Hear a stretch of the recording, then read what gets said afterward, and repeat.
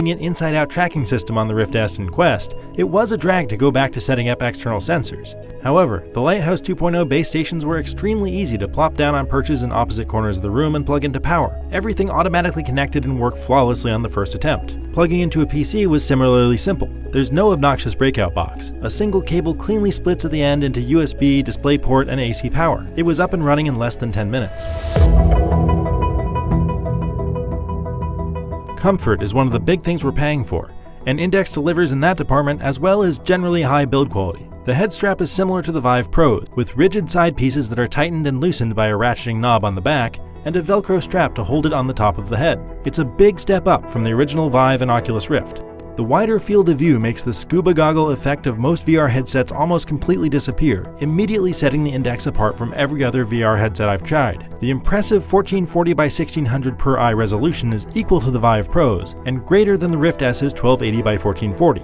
Naturally, there's an IPD slider to adjust the lens width, and two forward-facing cameras allow for binocular pass-through video. This LCD screen produces the best VR image I've ever seen. It's still not entirely free of God rays and halos when looking at bright lights or white text in dark environments, but it still looks fantastic and the screen door effect is minimal. But it's not just the picture quality that sets the Index apart. In the settings, you can enable either a 120Hz or experimental 144Hz refresh rate. 120Hz is a significant upgrade over the usual 90Hz you'll find in tethered VR headsets, but I found the benefit to be subtle rather than dramatic. Mostly, it's a bit easier on the eyes after a long session.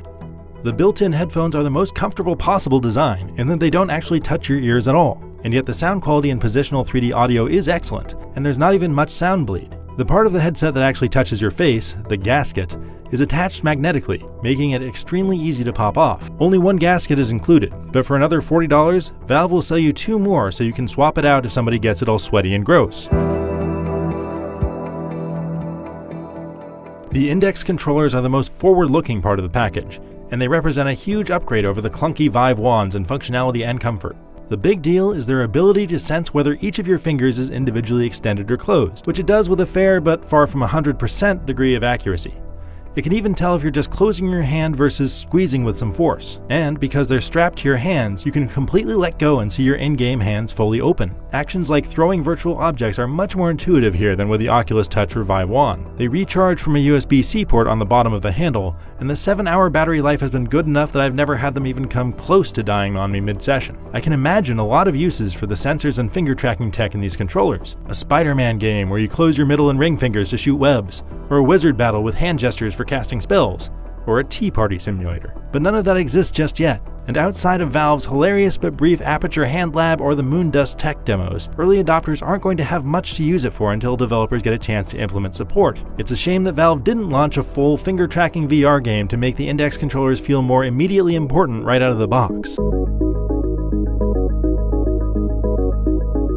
The new base stations are functionally very similar to the original, with the main new feature being that you can connect up to 4 of them to cover a huge 10 meter by 10 meter playable area to go well beyond room scale. Most home VR users won't be able to make much use of that though. The 2.0 base stations are also slightly sleeker and have a curved front face, giving them a wider field of view than their predecessors. That said, if your space is already sufficiently covered by 1.0 base stations, which is generally easy to do, their tracking quality doesn't seem noticeably different from the previous generation. So there's no need to throw the old ones away. You're likely better off saving yourself the $250 and buying the headset and controllers separately, since they're fully compatible with the old base stations. Valve's Index is a premium VR set for enthusiasts. Those of us who have a powerful PC, the space to set up external tracking to cover a large area with reliable and precise motion tracking, intend to spend hours at a time shut off from the world in our virtual domains, and who want to experience the cutting edge of finger tracking input devices. It justifies its high $1,000 price with a high-quality screen capable of 144Hz refresh rates and a noticeably wider field of view, as well as controllers that strap to your hands and let you fully open your fingers, which it can track individually. It's forward-looking, so early adopters might not see its full potential for a while, but even now the Index is arguably the best way to experience VR. For more on VR, check out our reviews of Trover Saves the Universe, Ghost Giant, and Falcon Age. And for everything else, stick with IGN.